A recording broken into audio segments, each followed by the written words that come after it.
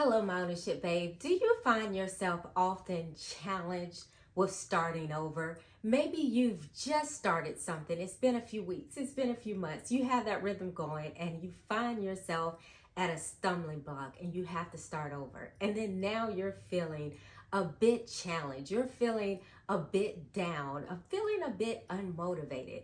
Well, I'm here to tell you that is a normal feeling. That is to feel unmotivated at times. But this is what's not normal, to stay there.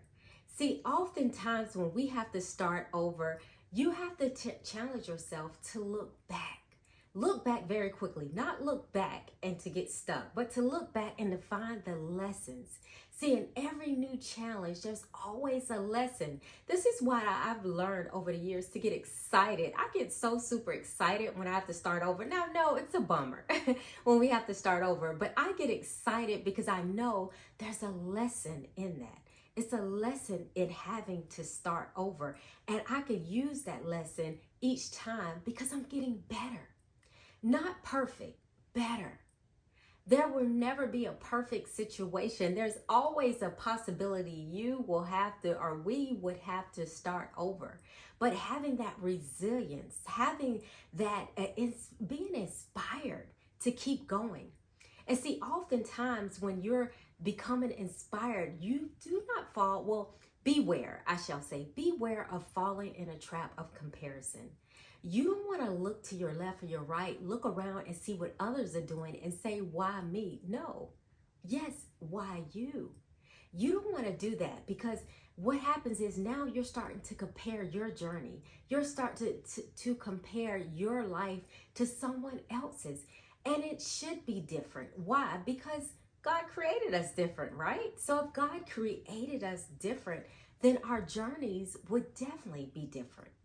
So what I want to challenge you with is whatever you're going through, know that you can get through it. You either have everything you need or God will supply everything you need to get through it. You just have to stay focused and remember, someone is waiting on the other side of this problem. Whatever it is, whatever you've been striving for, someone need you to get there. Why? Maybe they just need you to get there because your story will be an inspiration to them. Maybe it's your kids. Maybe it's just that you need to do it for you. It doesn't matter what age you are, what gender, where you are. God can always use us to do some miraculous things if you choose to believe.